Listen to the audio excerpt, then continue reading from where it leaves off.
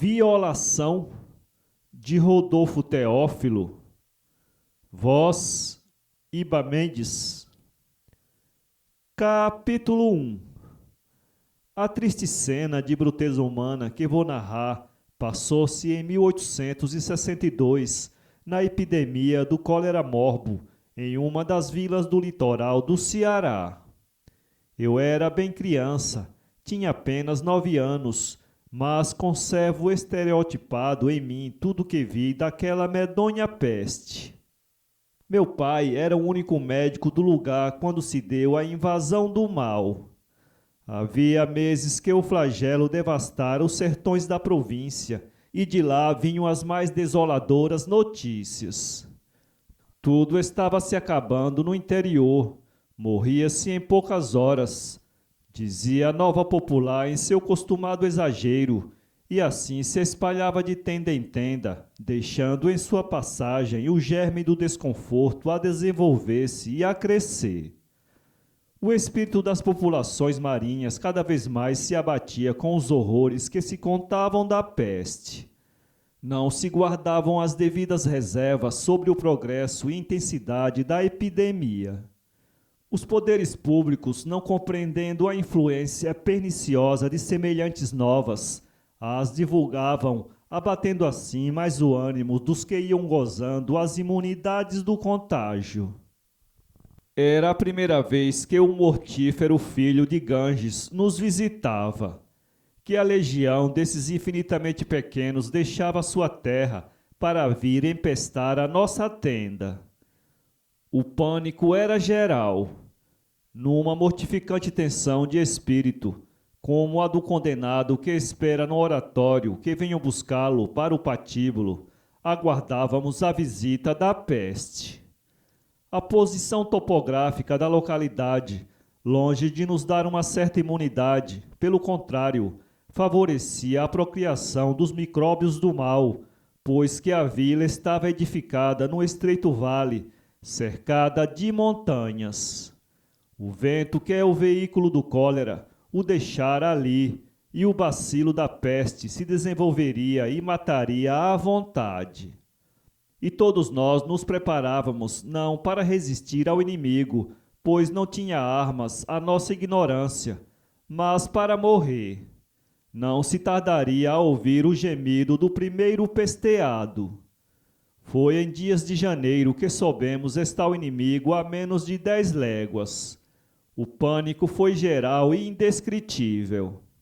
A população, espavorida, valeu-se do derradeiro recurso dos abandonados, e todos os dias lá ia em grande romagem à pequena matriz, pedia a Deus que a livrasse da peste. Lembro-me ainda, sentindo um frêmito nos nervos, daquele vozear de náufragos a implorar a misericórdia do céu. Rezavam em vez de estabelecerem rigorosos cordões sanitários. Algumas famílias abastadas fugiram para a capital, que se conservava em boas condições sanitárias. Nós também podíamos nos ter retirado, mas o dever prendia meu pai à localidade ameaçada, e ficamos. O cólera chegou, mas sem pródromos, sem casos isolados, atacando centenas de pessoas. A confusão foi então horrível, e o pânico tudo avassalou. A população inteira desvairou-se, como um bando de aves bravas que fosse alcançado à noite, no quieto pouso, pela ofuscação do facho de astuto caçador. A vila contava 5.000 almas, e entre tanta gente não havia um espírito que não estivesse sucumbido. As qualidades afetivas mesmo, se não haviam perecido neles, pelo menos o terror do contágio as tinha anestesiado. Os enfermos foram abandonados, não só na choupana do desvalido, como na casa do abastado. Ao primeiro brado de alarma, todos fugiram espavoridos.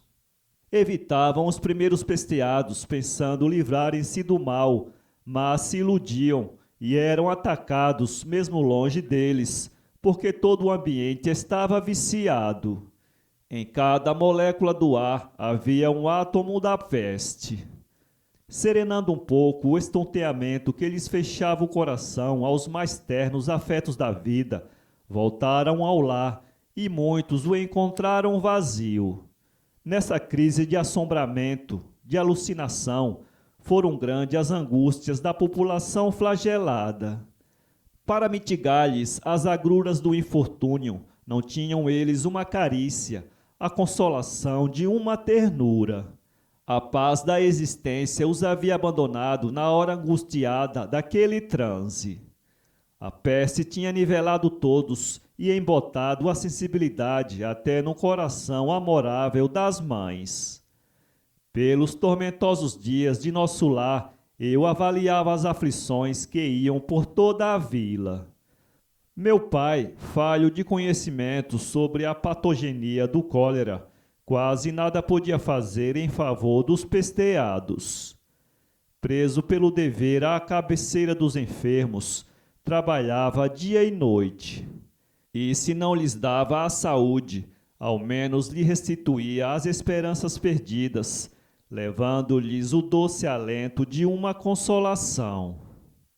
Poucos dias, entretanto, durou a imunidade do médico e o conforto que sentiam os doentes com a presença dele.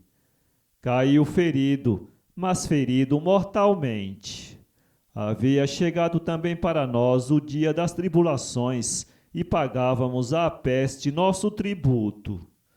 Em um mesmo dia, todos de nossa casa foram acometidos da doença, à exceção de minha pessoa. Uma legião de micróbios invadiu a nossa morada e horas depois todos estavam derribados. Embora a minha idade, teve o meu espírito uma noção nítida do perigo em que estávamos. Senti um desalento que me abateu todo, que me prostrou, consumindo toda a minha energia. Meu pai, pressentindo o meu abatimento, exortou a minha coragem e, aproveitando-se da influência que seu espírito tinha sobre o meu, ensinou-me a ideia do dever. Só por um milagre de sugestão pôde o meu caráter, que ainda se estava formando, submeter-se sem revolta e aceitar as ideias aconselhadas. Havia em casa 10 doentes, e eu era o enfermeiro de todos, o criado dos próprios criados. A minha luta foi tremenda, e hoje é que compreendo quanto ela foi heróica. Não foi a remoção das dejeções, dos vômitos, a limpeza dos aposentos e dos leitos, o serviço da cozinha, o que mais me desalentou durante esse período de provações, porém o enterramento de minha irmã. A pequenina havia nascido vigorosa, mas pesteada.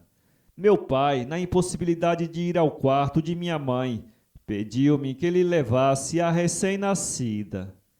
Minhas mãos, pouco afeitas a tão delicado fardo de arminho, o conduziram com grande cuidado e carícias. Meu pai fitou a pequenina criatura e voltou o rosto para que eu não visse as lágrimas que lhe assomaram aos olhos.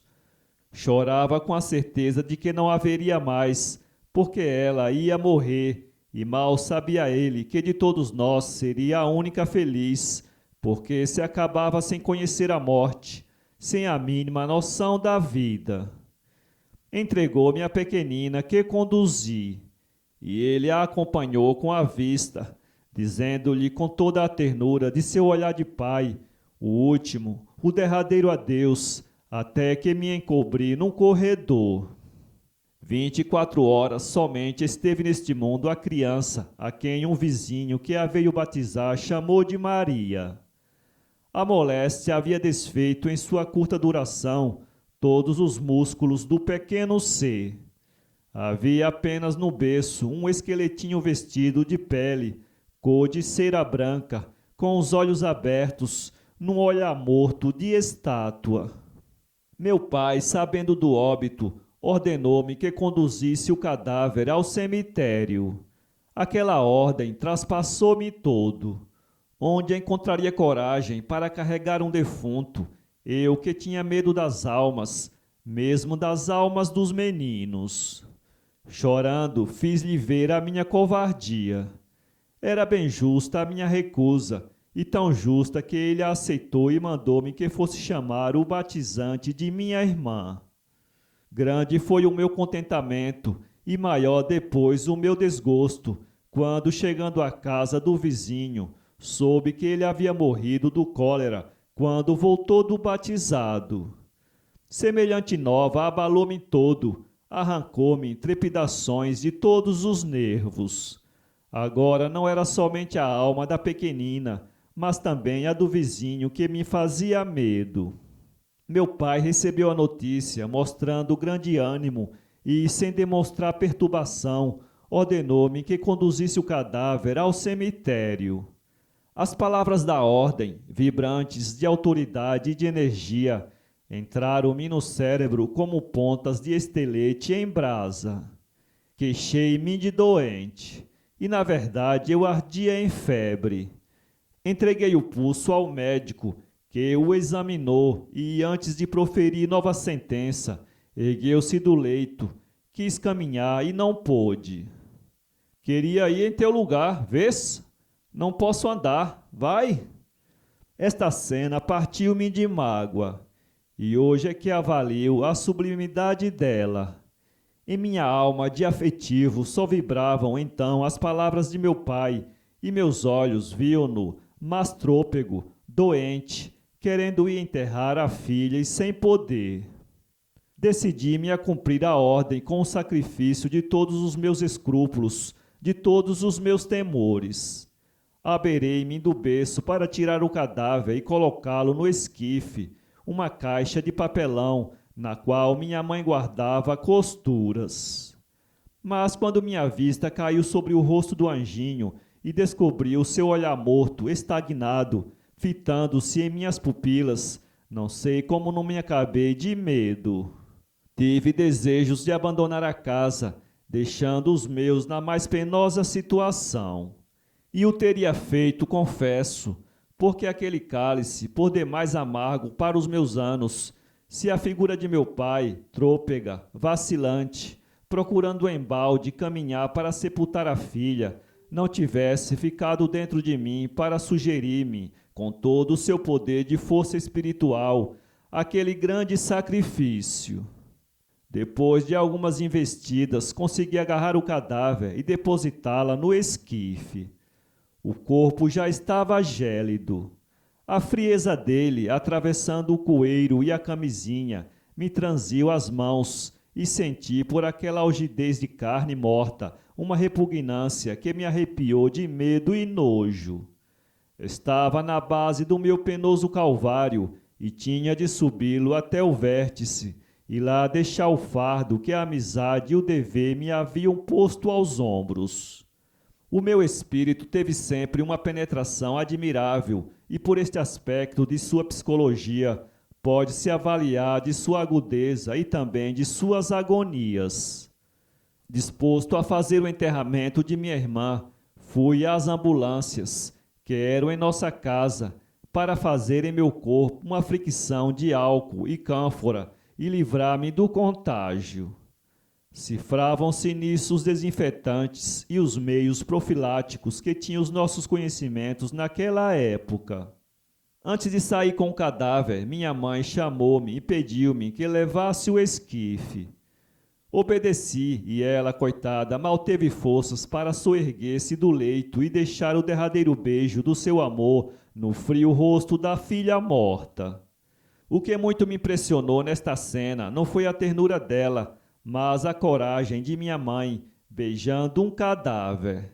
Sem ânimo para mais, acenou-me que me fosse. E saí conduzindo o esquife. Lá fora as ruas eram desertas e o sol, descendo verticalmente sobre a vila, inundava-a de uma claridade que doía nos olhos. Ainda bem que havia muita luz, e por algumas horas ainda. Mas nenhum vivente que me acompanhasse naquele esquisito caminho. Ninguém tinha mortos a enterrar? Seria possível? Pensava, caminhando com grande pressa. O cemitério ficava a 1 quilômetro de nossa casa, do outro lado do rio. À medida que me aproximava da morada da morte, sentia um pavor que me atordoava. Fui caminhando quase automaticamente até que, depois de galgar uma eminência, descortinei o lugar dos enterramentos em campo raso, a 200 metros. Estaquei. Era chegado o instante mais angustioso daquela desesperada provação. Animava minha esperança de encontrar alguém sepultando os mortos, e esta esperança que me dava algum alento se desvaneceu de todo quando o cemitério caiu-me inteiro debaixo dos olhos.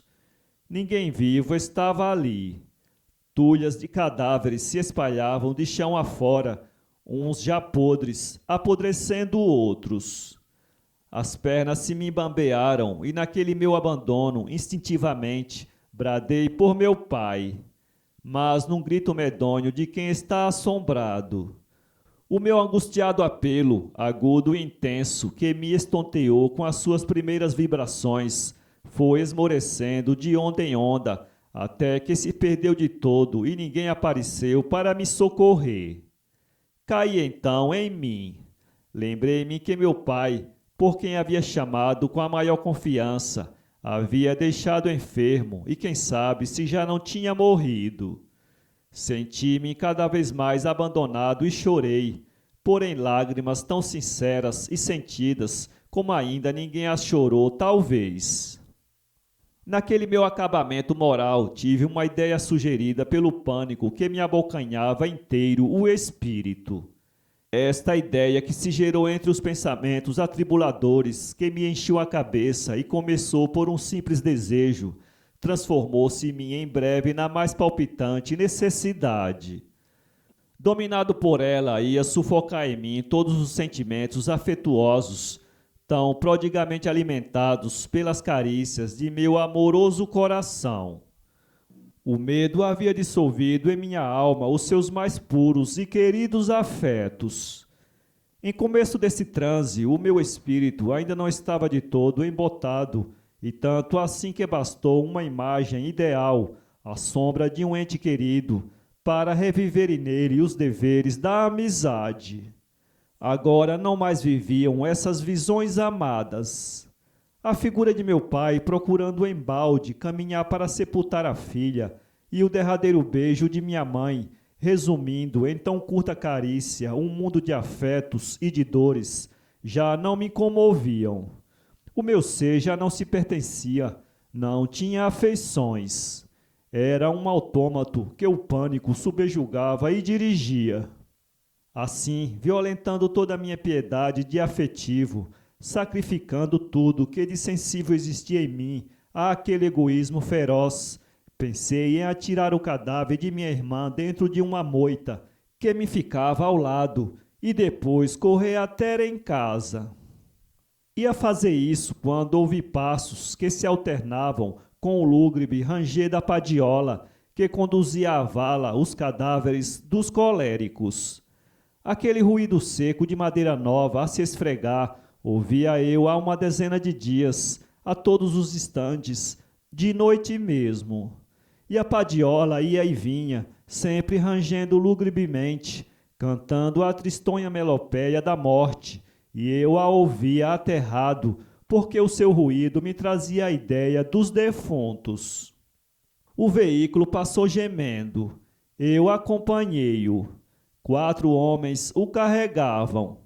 Estava menos assombrado e procurei ver se os conhecia. Olhei-os com atenção e todas as suas cataduras me eram estranhas. A figura de um deles, um cabra de bigodes retorcidos e cabelos crespos caídos na testa, me causou tão má impressão que ainda hoje conservo na memória as feições de sua cara Antônia. Vinham todos eles embriagados. Caminhavam aos tombos, mal equilibrados, e às passadas em falso, traziam a padiola numa incessante sacudidela e faziam mais intenso o seu lúgubre e áspero ranger.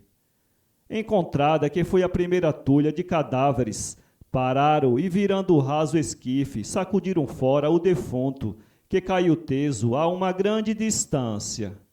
A barbaridade da inumação deixou-me aterrado, e mais aterrado ainda fiquei quando verifiquei que o corpo que assim tratavam era o do batizante de Maria.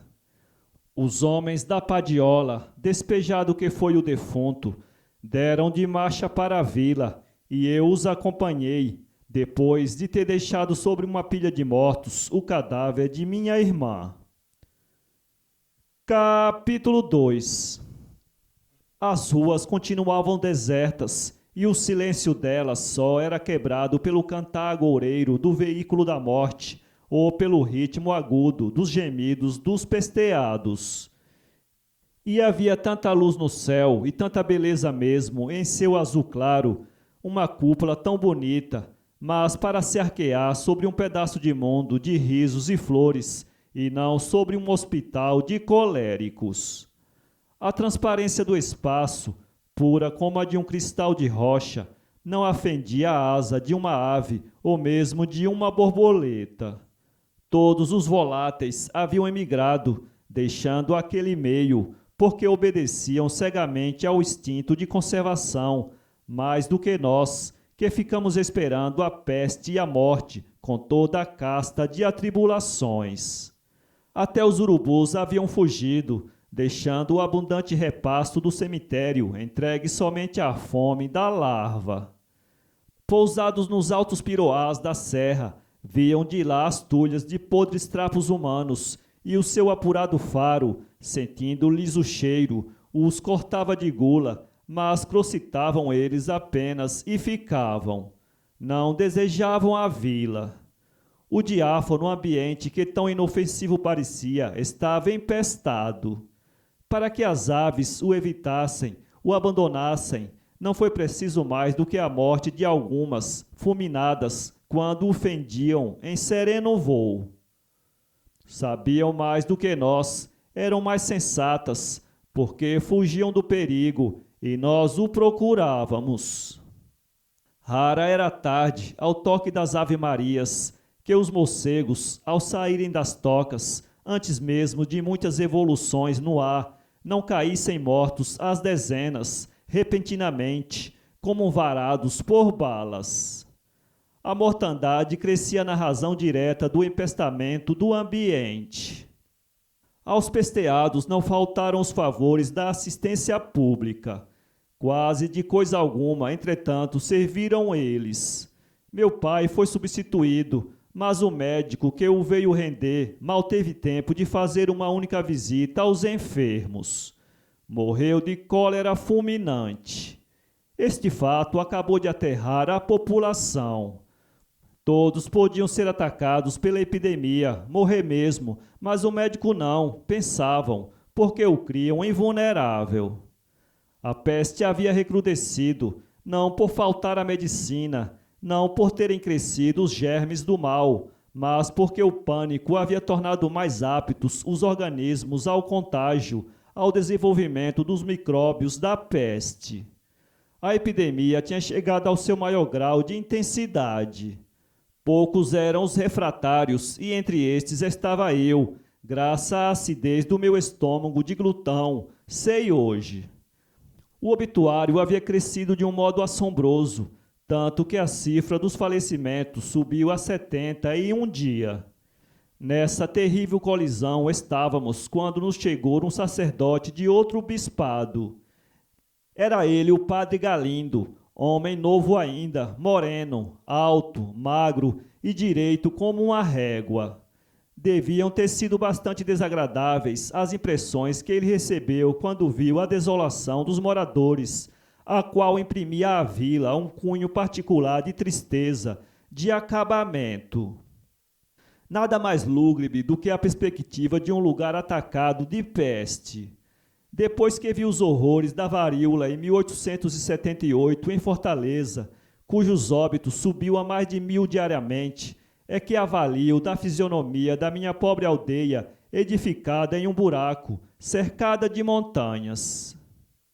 A impressão que o padre recebeu foi tão intensa e tanto o comoveu que, apeando-se da cavalgadura, foi direito à matriz.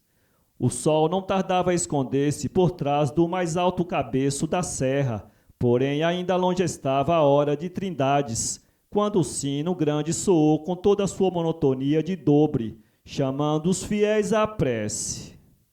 O som grave do bronze ecoou mais intenso do que nos outros dias, e, como um gemido rouco e fundo, foi se espalhando pela vila, até que se perdeu de todo nas covoadas da montanha. Ah, como me apavorava aquele soluçado sino! Ele me trazia a ideia dos defuntos dos quais eu tinha tanto medo. O sacerdote teve, pelo aspecto da vila, uma noção verdadeira da intensidade do flagelo. Crendo na misericórdia de Deus e em sua influência sobre o destino humano, corria pressuroso ao templo e o sino badalava, convidando os fiéis à oração. De todas as habitações saíram em piedosa romaria os que podiam caminhar. Em breve a pequena igreja regurgitou de gente. O padre, cheio de abnegação e caridade, porém sem a mínima noção de higiene pública em tempo de epidemia, reunia ali a população para ouvir a palavra de Deus e assim aplacar a cólera do céu. Benfazejo era o seu intento, e ele, com a alma ungida do amor do próximo, não tinha consciência do mal que fazia àqueles infelizes, aglomerando-os em não saneado recinto e ainda mais abatendo-lhes o ânimo com aquelas cenas deprimentes. Os exercícios religiosos constavam de prédica e de orações cantadas. Por infelicidade minha, nossa casa ficava na praça onde estava edificada a igreja, e, para que aquelas práticas mais perniciosas fossem, começavam a hora das trindades, tempo propício ao contágio, hora deprimente, mesmo para os que são felizes, quanto mais para os desgraçados. Depois do sermão, que constava sempre da enumeração das penas eternas, com um exagero dantesco, vinha o ofício de Nossa Senhora, cantado por centenas de vozes, de todas as alturas e timbres, com os falsetes do medo, e terminando-se pela Senhor tenha misericórdia, súplica feita no ritmo pavoroso, por si só mais aterradora do que a mais tenebrosa ideia dos castigos do inferno. Ainda hoje conservo nos sentidos o vozear roufenho das devotas, acompanhando a voz cheia do padre. Quantas vezes não corri para o fundo da casa, fechando os ouvidos com a mão, para não ouvir a pavorosa melopeia dos fiéis. E lá mesmo ia ter o som de que eu fugia amedrontado, a alternar-se com o ranger da padiola, sugerindo em mim ideias que me mortificavam, porque todas elas se prendiam à morte. Deixava então o meu asilo e vinha para o quarto de meu pai, onde me julgava livre das almas, embora mais perto da igreja. O padre era um crente, era um abnegado. Desde que entrou na vila, não descansou mais. De dia confessava os moribundos e enterrava os mortos, e à noite fazia preces e acendia fogos nas ruas para desinfetar a atmosfera. Não estava parado nunca. Por toda a parte aparecia sua figura magra a sair dos mais infectos aposentos. Por mais que se expusesse ao contágio, o mal o respeitava. A sua imunidade começava a impressionar o povo que, mais por ela, que era um fato extraordinário, mas não sobrenatural, do que pelos seus atos de caridade, o acreditava santo. E grande santo é quem somente, pelo amor de Deus, cuida dos enfermos e enterra os mortos. O padre Galindo não temia a peste e nem tampouco a morte. O seu heroísmo e a sua abnegação, se eram uma doença de seus nervos, abençoada nevrose que alimenta tão puras e salutares virtudes cristãs. Quando lhe disseram que os cadáveres apodreciam em cima da terra, por não haver quem os sepultasse, não se limitou a exortar do púlpito os fiéis àquela obra de misericórdia. Foi ele próprio ao cemitério, abriu a vala com as próprias mãos e enterrou os mortos. Este seu grande exemplo de coragem e de piedade serviu tanto, foi tão edificante, que desde aquele dia não ficaram mais apodrecendo sobre a terra os corpos dos pesteados, embora repetidos fossem os casos de cólera fulminante na ocasião dos enterramentos. No período mais agudo da peste, foram enviados de Fortaleza 12 sentenciados às galés perpétuas para o serviço das inumações. Todos estes criminosos morreram fulminados nos 3 primeiros dias de sua chegada, à exceção de 2 que, desgraçadamente, viveram mais alguns dias para morrerem como os companheiros, porém, depois de cometerem o mais nefando e abominável crime de bruteza humana. Contavam-se coisas horríveis destes 2 monstros. As suas histórias eram tão medonhas que os meninos não podiam ouvi-las e por isso não se me as referiam. Meses depois de acabada a epidemia, meu pai conversava com um homem muito nosso amigo sobre os horrores da peste, quando me aproximei deles ansioso pela narrativa. A minha presença fê-los calar, mas notei que ambos tinham as feições demudadas e mais ainda o estranho, cujo rosto estava numa crispação medonha. Afastei-me e logo que me pus longe, o homem continuou a falar quase ao ouvido de meu pai, gesticulando, irritado, ameaçador, todo ele numa crise de ódio, de desespero. Supus que o narrador estivesse para endoidecer e mais receios tive disso quando o seu desvairamento terminou-se num dilúvio de lágrimas. Aquela história devia ser muito dolorosa, pensei, e não podia ouvi-la, eu que tanto gostava de ouvir episódios dantescos. Quando o visitante saiu, me aproximei de meu pai e perguntei-lhe por tudo quanto chorava aquele pobre homem, isto na esperança dele contar-me o que tinha ouvido.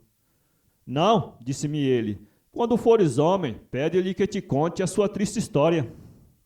2 anos depois do cólera, morria meu pai de uma moléstia, que sei hoje ser o beriberi, e que aparecia pela primeira vez no Ceará.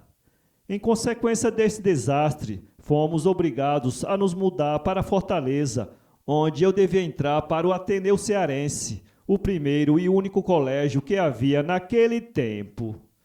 Deixei a nossa vila sem sentir saudades dela.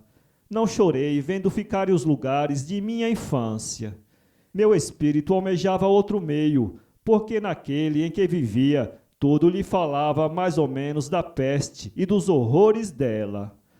O ranger da padiola e o Senhor Deus misericórdia ainda me soavam aos ouvidos quase tão aterradores como no tempo da epidemia.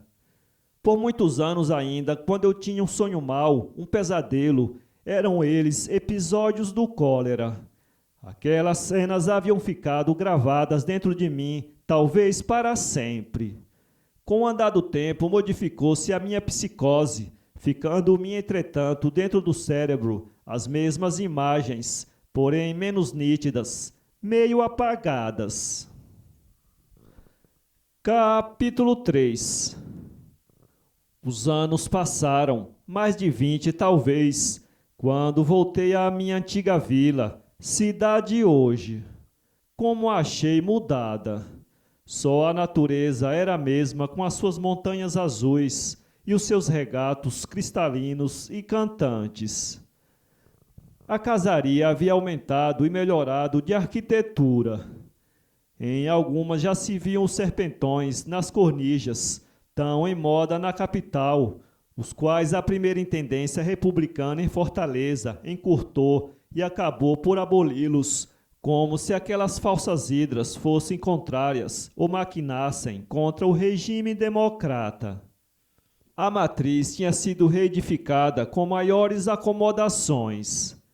Lá fui visitar o meu antigo padroeiro e advogado da peste, São Sebastião. Nada o tempo tinha alterado nele. Lá estavam a mesma laranjeira verde e o vivo sangue ali gotejar do lado. Olhei-o com afeto, como um amigo que se vê depois de prolongada ausência, e ele me fitou, como costumava fitar os que o olhavam, lançou-me o seu olhar morto de imagem. Senti, vendo o santo, um vazio na alma que havia deixado a fé da infância. Quantas saudades tive então das minhas crenças, daquele tempo em que, com toda a inocência de minha idade, com todo o meu coração de simples e com um fervor que já não existe, me prostrava e pedia a São Sebastião para livrar da peste a mim e aos meus, prometendo-lhe uma vela de cera branca. Como era inocente e feliz, muito mais feliz do que sou hoje, que não tenho medo das almas. E, no entanto, eu amava o santo, respeitava o mártir e me alegrava vendo-o. Saí da igreja e a imagem foi acompanhando-me com a vista até que me encobri no adro. Era a hora das Ave-Marias e o sino tocava trindades. Descobri-me, perfilei-me e intencionalmente caíram os meus olhos sobre a nossa antiga casa.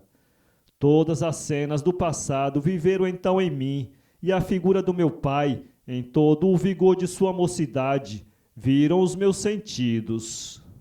Parecia-me realmente vê-lo, como o via todos os dias àquela hora, descoberto, de pé à primeira badalada do sino a rezar o anjo do Senhor, tendo ao lado uma criança que também rezava de mãos postas.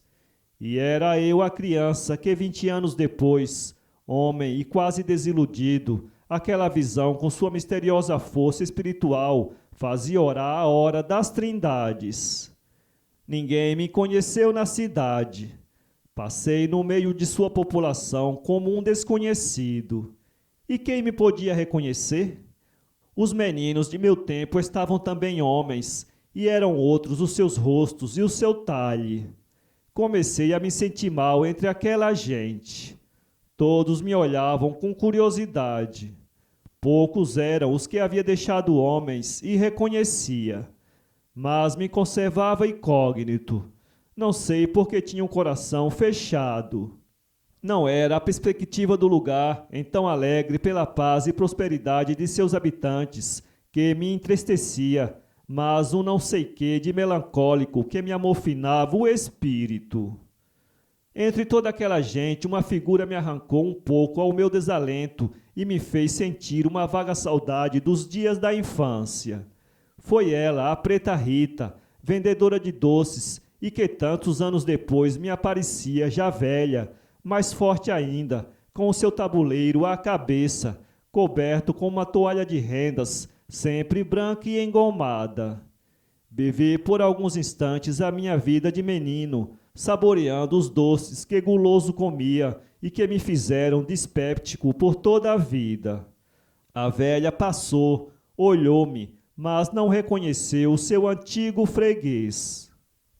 E assim passei na cidade, sempre triste, e a teria deixado incógnito se, no dia da minha partida, não tivesse encontrado à porta de uma de suas melhores casas um homem que reconheci logo à primeira vista ser o que tinha chorando, narrado a meu pai a sua triste história. Não o havia esquecido nunca. Fora mesmo da província, me lembrava dele, e, quando contava aos companheiros de estudos os horrores do cólera, prometia-lhes procurá-lo e lhe escrever a história. Olhei com atenção. Eram as mesmas feições, porém bastante amarrotadas pelo tempo e pelos sofrimentos. Os seus cabelos estavam todos brancos. Era, sem dúvida, o desgosto à causa de sua velhice prematura. Saudei-o, e ele, sem ligar importância à minha pessoa, retribuiu friamente o meu cumprimento. O meu amor próprio, de uma sensibilidade extravagante, quis molestar-se com a falta de cortesia e talvez continuasse o meu caminho se as palavras de meu pai, quando fores homem, pede-lhe que te conte a sua triste história, não tivesse ouvido naquele momento tão claramente como quando foram proferidas. Aproximei-me do velho que, sem levantar a vista do chão, esperou que lhe dissesse o que queria dele. Vendo que não se dignava olhar-me, disse-lhe: Faz 20 anos que eu o vi. Eu era muito criança ainda, mas me lembro de sua aflição e de suas lágrimas. Contava o senhor uma história ao médico deste lugar, que era meu pai, e essa história devia ser bastante dolorosa e bastante horrível, porque ele não ma quis repetir. Vejo quanto tem padecido, de quanto é capaz o sofrimento. Deixei o moço e o encontro velho. Não foi a idade, estou certo, que lhe branqueou os cabelos, que lhe abriu nas faces estes profundos sulcos, que lhe apagou quase a luz dos olhos e o brilho deles, deixando-os estagnados diante de uma imagem que não se separa de sua lembrança, que vive dentro de sua cabeça. É a história dessa visão que durante 20 anos lhe tem gasto as energias do espírito, lhe tem morto todos os desejos da carne, lhe tem consumido todas as esperanças do coração, que desejo conhecer. Quando o Senhor contou a meu pai, pedi-lhe que me repetisse, e ele negou-se, dizendo-me que, quando eu fosse homem, o Senhor me contaria. Estou na idade de ouvi-lo e espero que não deixará de satisfazer a minha curiosidade. O velho levantou a vista e olhou-me com um olhar doentio, com um olhar de ovelha. Queria talvez encontrar em minha fisionomia a identidade de minha pessoa. Não podendo pelo meu rosto reconhecer-me, começou a sua narrativa, falando do médico da antiga vila, mas de um modo tão lisonjeiro que me encheu de contentamento. Os seus conceitos eram sinceros, porque eram de um homem sem ódios e sem aspirações, que era vivo, mas se julgava morto havia mais de 20 anos. Vivendo por uma fatalidade dentro do próprio cadáver, indiferente como um instinto ao bem e ao mal, só podia ser a sua linguagem, a da verdade, e por isso me orgulhava de ouvi-lo concretizar as suas ideias em belíssimas imagens sobre a caridade de meu pai. Falava sem emocionar-se e sem dar mostras que percebia a comoção que me causavam as suas palavras. Feito o exórdio, entrou na narrativa. Pensei que ele se transfigurasse, mas iludi-me. Continuou sereno e com firme entonação de voz me relatou as páginas que se vão ouvir. Capítulo 4. Eu tinha 20 anos, era terceiranista de direito e estava passando aqui as férias com minha família, quando apareceu o cólera morbo. Ao primeiro grito de alarma, a população ficou aterrada, como se ela fosse um rebanho de carneiros, cercado por uma manada de lobos. Fortes foram os que evitaram o contágio, retirando-se da vila. Fiquei porque minha mãe, que já não tinha marido e de quem eu era o único filho, não quis sair. Ela, coitada, acreditava, como a maioria dos ignorantes fanáticos, ser a peste uma manifestação da cólera de Deus, um castigo de nossos crimes, e que devíamos recebê-lo de cabeça baixa e procurarmos fugir dele. Eu absolutamente não comungava das ideias de minha mãe, e tanto que, conhecendo a gravidade da situação, lhe pedi por tudo para abandonarmos a vila. Obstinada como todo obcecado, não a demover os meus rogos, e ficamos esperando estupidamente o castigo do céu. Ela ainda era crente, ainda rezava, pedia e confiava na misericórdia de Deus, e eu nem isso fazia, porque se a peste fosse um agente de destruição, mas obra da divindade, não mataria os pequeninos, os inocentes, e via todos os dias essas pequenas vítimas irem para o cemitério. Um dia mostrei a minha mãe a padiola cheia de cadáveres de crianças, e ela, achando o fato muito natural, me disse que Deus castigava os pais matando os filhos. Por mais absurdo que a mim parecesse esse modo cruel de castigar, nada lhe disse. E para quê? Ela estava completamente convencida dessa inverdade. A peste tomava dia a dia maiores proporções. Pela manhã ninguém podia afirmar, estando mesmo de perfeita saúde, se seria vivo à noite. Se seu pai vivesse, podia confirmar o que lhe estou dizendo. Eu temia a peste, não tanto por mim e minha mãe, porém por minha noiva. Amava uma linda moça de 15 anos, filha de um vizinho nosso. Havia 2 meses que tínhamos feito os nossos esponsais e nos casaríamos dentro de 1 ano. Se não tivesse morrido para sempre em mim a linguagem afetuosa dos amantes, lhe contaria o nosso idílio. Quantas desilusões me nasciam das carícias dela e como era esperançoso o nosso viver. A peste crescia e todos os dias eu ia, logo ao alvorecer, pedir novas de minha noiva. Alguém me dizia que a cólera a mataria, mas este alguém era invisível, apenas sua voz soava-me nos recessos da alma. Uma manhã, quando eu voltava daquela obrigação imposta pelo meu amor, me senti mal. Um quebranto esmorecia-me todo, empurrando-me para o leito. Estava pesteado, conheci e me apavorei, não ante a ideia da morte, mas ante a certeza terrível de deixar a minha amada para sempre. O mal evoluía em mim com incrível rapidez. Começou por náuseas, que logo se transformaram em vômitos, mas em vômitos que não paravam. Vieram as dejeções e com a mesma frequência, mais de 30 por hora. Estava desmanchando-me em água. O que saía de mim era somente líquido. Em poucas horas, a moléstia tinha me dissolvido toda a carne do corpo, só deixando a pele e os ossos. A minha figura devia estar hedionda, repelente, e, no entanto, ela, que me servia de enfermeira, que viera pôr-se ao meu lado, logo que soubera estar eu pesteado, não procurava evitar minhas feições, não mostrava nojo de mim. E eu devia estar nojento como um esqueleto sujo. Ao passo que a carne me desaparecia do corpo, o espírito tornava-se mais lúcido, mais claro o meu entendimento. A abnegação dela, assistindo a todas as fases do mal que me iam consumindo e ia aos pulos me roubando dela, bastante me comovia. Que delicada enfermeira!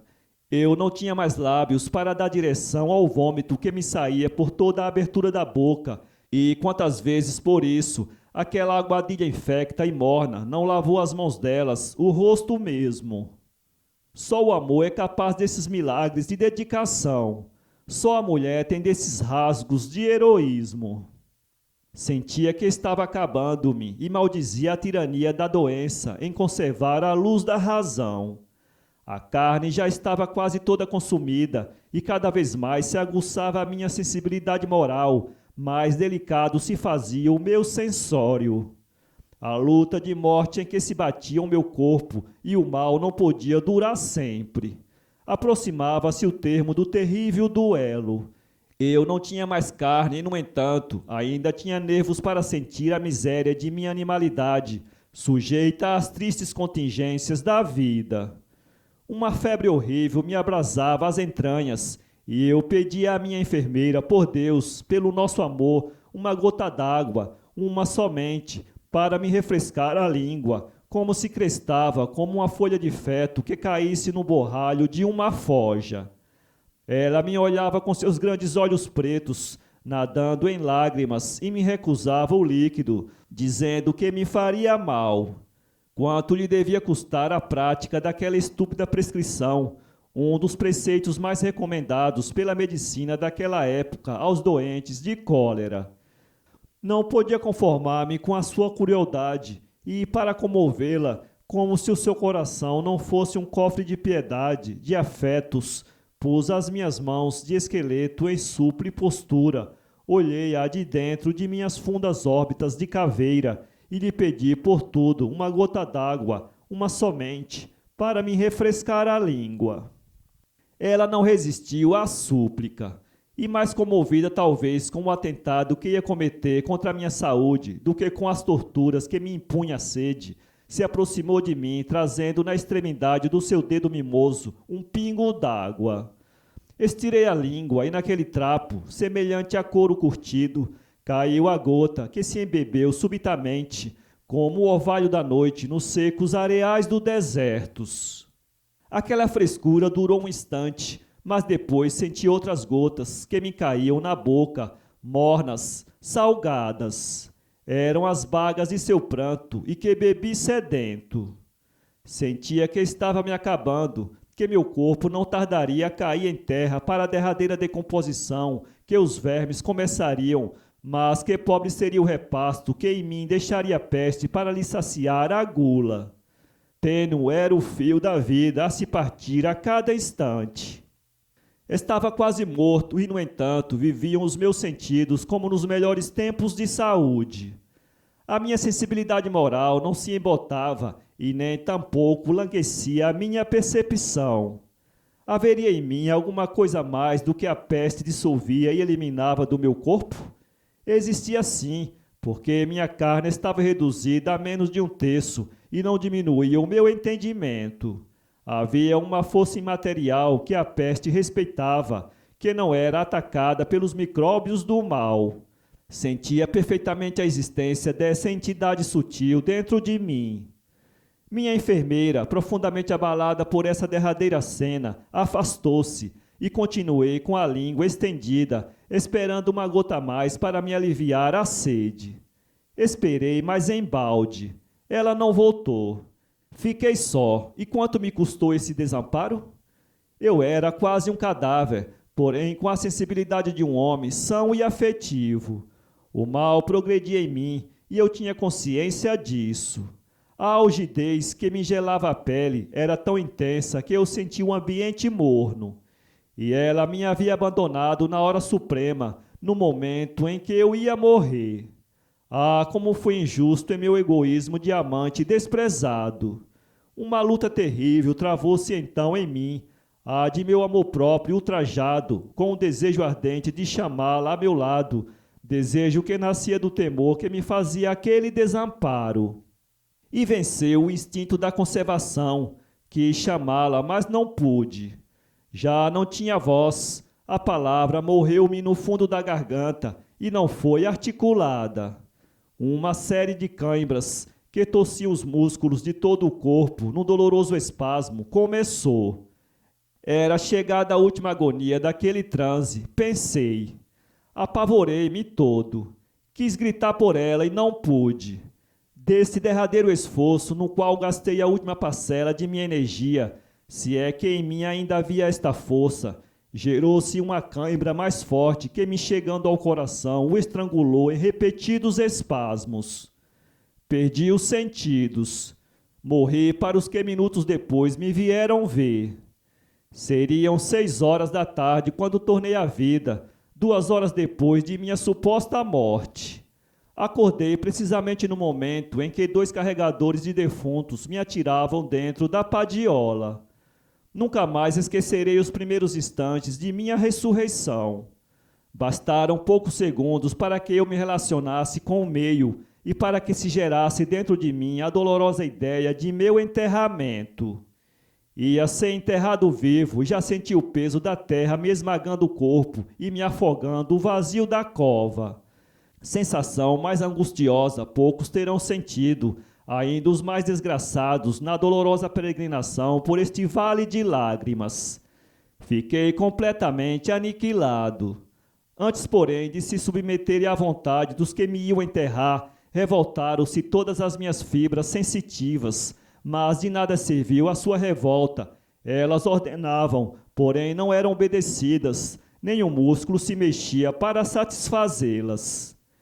Quis ao menos pôr nas linhas de meu rosto um traço que denotasse que eu vivia, um ar de vida finalmente, e a pele, que me engelhava como um amarrotado pergaminho sobre a caveira, se conservava imóvel, como de pedra, e com o mesmo aspecto terroso e mortuário.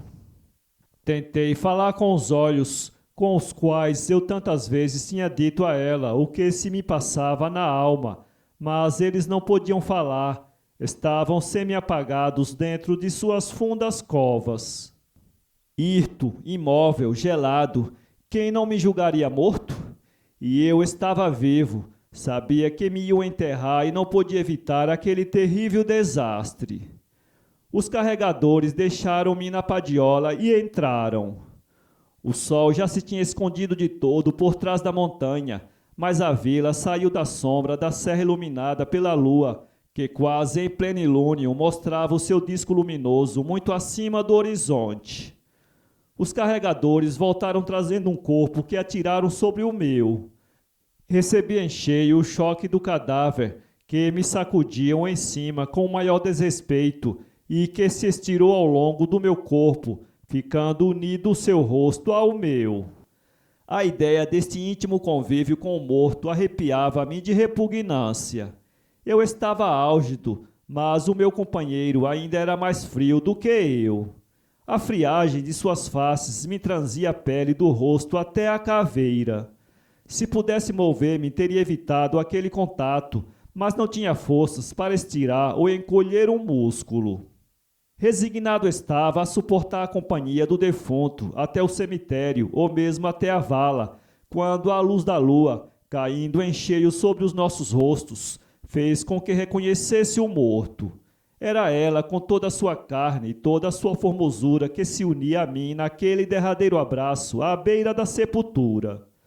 Comecei a sentir que não estava tão só e tão desamparado. E bem podia ser que ela não estivesse morta, que estivesse como eu. Esta esperança de salvação durou somente enquanto a padiola descansou.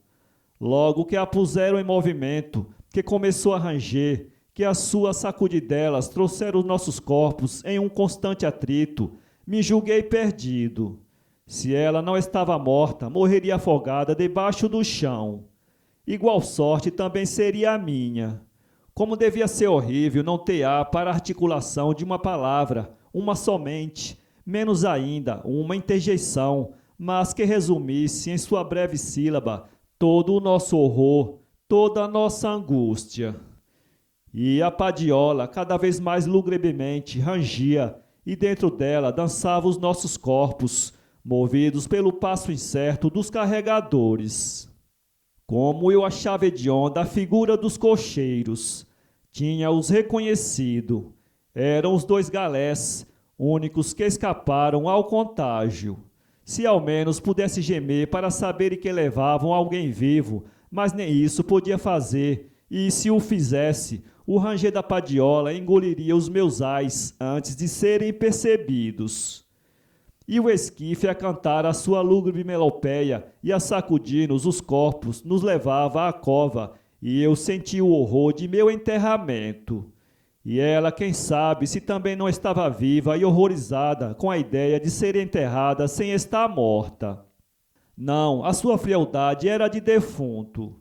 Em um dos solavancos da padiola, os seus lábios se colaram às minhas gengivas no rápido beijo, e senti que eles eram de gelo e me repugnaram tanto que, se eu fosse senhor de mim, os teria afastado e repelido mesmo.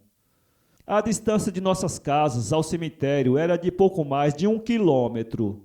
Os carregadores depressa a venceram.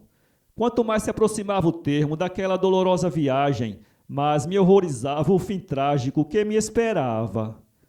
Quando passamos pela igreja, rezavam as devotas as suas orações, acompanhando a voz estridente do padre a pedir: Senhor Deus, misericórdia. Senti-me de todo aniquilado.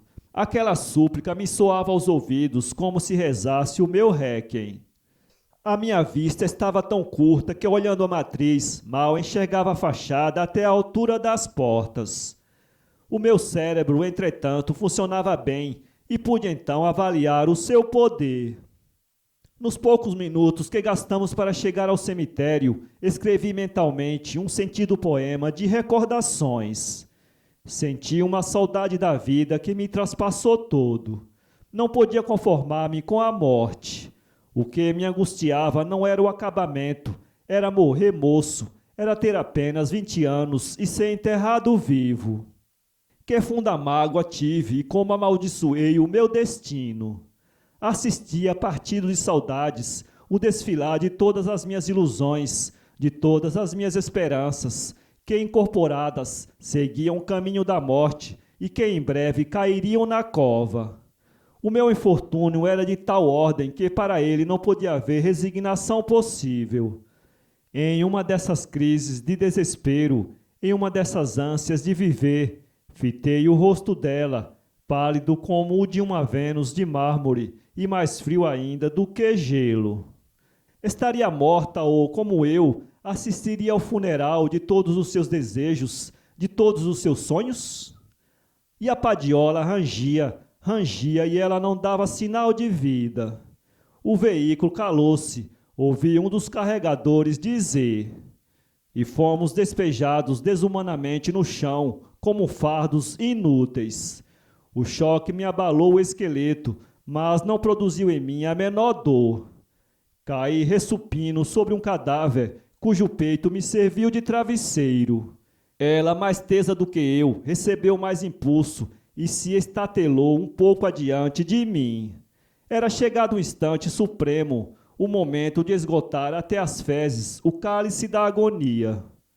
A lua estava clara como o dia, e eu não perdia de vista os celerados que não tardariam a me arrastar para a viela.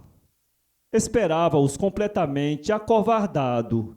Só por um milagre escaparia de um tão trágico gênero de morte. Lembrei-me então de Deus, eu que fazia alarde de minha falta de fé. Foi preciso esta provação para eu conhecer quanto o homem é miserável e quanto é necessário no sofrimento a ideia de um ser sobrenatural que lhe possa aliviar as penas. Prostrei-me em espírito e orei. Pedi, mas pedi sem aquela confiança, aquele fervor com que pedem os crentes. Ainda bem, não havia concluído a súplica. Vi os galés, depois de uma ligeira conversa, que não ouvi, se aproximarem do corpo de minha noiva. Iam enterrá-la. Ela parecia morta, mas bem podia ser que, como eu, estivesse viva. Meus olhos, embora sepultados como estavam nos fundos buracos da caveira, via bem o que se passava perto deles. Um dos carregadores, depois de mirar o rosto do cadáver, apegou-se a ele e arrancou-lhe os brincos das orelhas e os anéis dos dedos. Ah, como me doeu na alma aquela primeira profanação! Foi grande a revolta que senti, mas não tinha músculos nem forças e continuei imóvel. Despojada de suas joias, algumas das quais tinham sido presente de noivado e que os galés repartiram entre si, ela ia repousar aos 15 anos, para sempre, de todas as fadigas desta vida. Como me iludia! Para aquela desaventurada criatura, a morte não seria a posse do descanso. Os dois celerados, depois de recolhido o saque, sentaram-se e um deles sacou um baralho do bolso. Começaram a jogar. Eram as joias dela que jogavam, pensei. Riam e pauravam, e ante aqueles sons mal articulados, deformado mesmo pela língua perra de embriaguez, percebi uma palavra que me fulminou. Bem podia ser que me houvesse enganado, dizia dentro de mim a voz da esperança. Talvez para não morrer de todo, como se eu já não fosse um morto.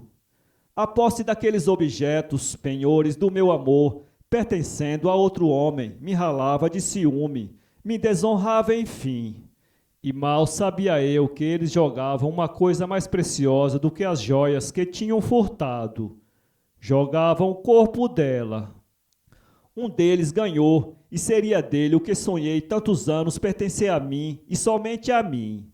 Esta ideia me assaltou a mente, gerada pela palavra que eu tinha ouvido. E eu, que supunha já ter chegado à vasa do mar das amarguras, já ter tocado as fezes do cálice da agonia, vi que ele ainda estava cheio e que havia de esgotá-lo. Era demais aquela provação e, numa crise de justo desespero, pedi a Deus, não a vida, mas a morte, trágica, embora como se me apresentava. Deus não me ouviu e conservou-me vivo dentro do meu próprio cadáver, inerte, desprezível em minha impotência de morto. Estávamos à mercê de dois monstros dominados somente pelo instinto bestial. Ela seria a vítima inconsciente daquela cena de bruteza humana e eu seria a vítima consciente. Padeceria por mim e por ela o ultraje, a vergonha e ciúme, e, por cúmulo da miséria, ter o espírito vivo dentro de um corpo morto. Ela dormia o derradeiro sono, amortalhada no roupão de caça cor-de-rosa que vestia quando a peste fulminou-a. O mal não teve tempo de lhe alterar as formas, matou-a repentinamente como se lhe atravessasse o coração com uma bala. Não sofreu, nada sentiu e muito branca e muito bela parecia adormecida, com o ar do rosto numa expressão angelical. Os seus traços de estátua, que antes o mal os tivesse apagado, banhados pela luz doce e suave do luar, aguçaram mais nos celerados os instintos bestiais. Em caminho para o cemitério, eu pensava ser o maior suplício o enterramento de uma criatura viva, e mal sabia que a escala do sofrimento humano é como espaço, não tem fim, e que outro suplício, tão atroz que não se define, estava reservado para mim.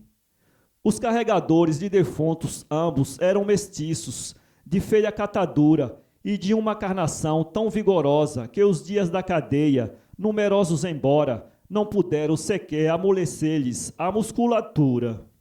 Eu não sabia até então de quanto é capaz o instinto bestial. Não avaliava a perfeição do homem que se deixa dominar pela animalidade. A carne havia triunfado nas bestas humanas, à mercê das quais estava a virgindade dela e a paz de toda a minha vida. Eles tinham perdido a razão e com ela todos os escrúpulos da moral. Nem o espetáculo da morte e nem tampouco o receio da peste embotavam nos celerados os lúbricos desejos carnais. O que havia ganho o cadáver e que devia violá-lo em primeiro lugar, ergueu-se e caminhou para o corpo.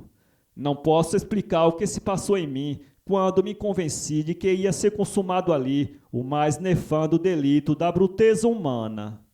Quis erguer-me e livrá-la de ser prostituída depois de morta e não pude.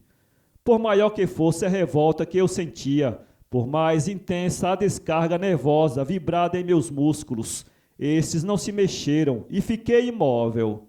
Como me doeu a minha nulidade, como me acabrunhou a minha inércia. O meu eu havia percorrido em poucas horas todas as etapas de sofrimento, passado por todos os estádios de tortura, acredite. E coisa estranha eu sentia, sem que quisesse, nas ruínas do meu acabamento, em presença daquela cena carnal, uns frêmitos de sensualidade, ânsias da carne, que ainda não tinha de todo perecido.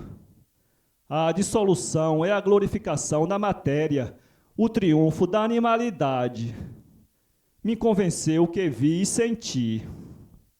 Os dois monstros, cada qual mais repelente pela sua moral, mais imundo pelo seu físico, mais asqueroso pelos seus vícios, indignos mesmo do amor de um cadáver, cevaram-se à farta na virgem morta, enquanto adormeci ou desmaiei.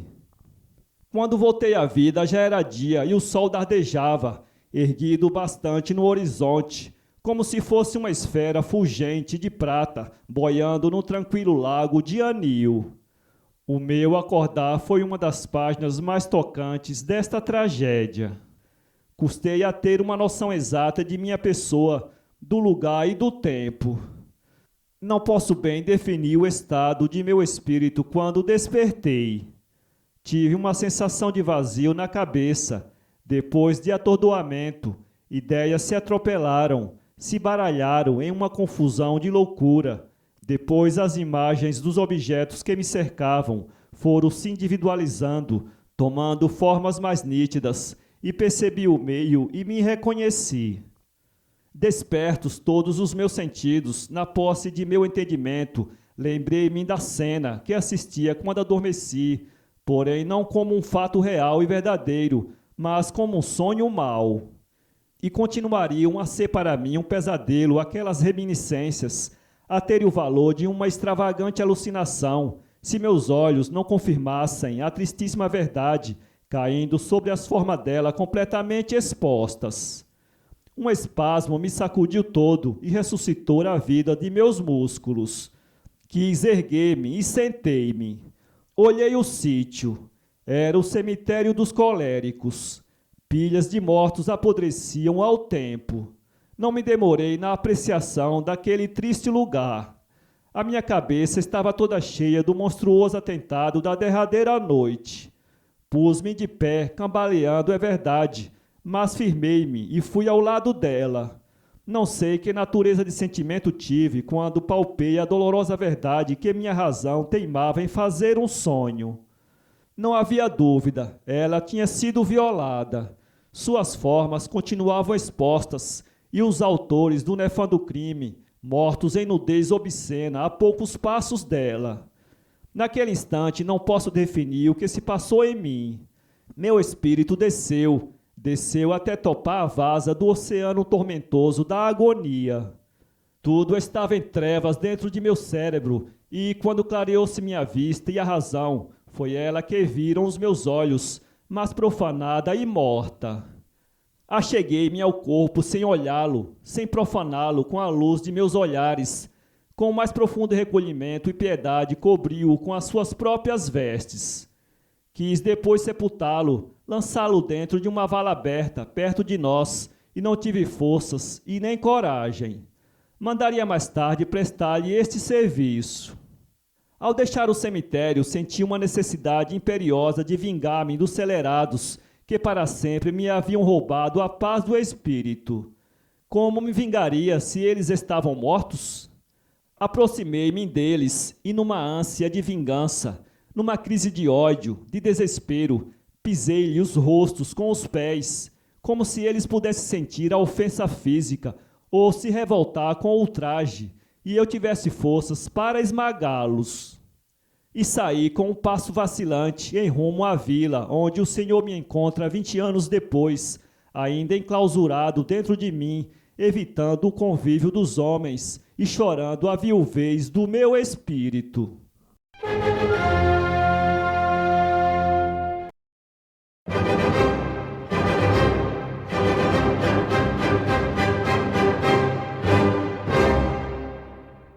Para ler essa história, acesse www.poeteiro.com.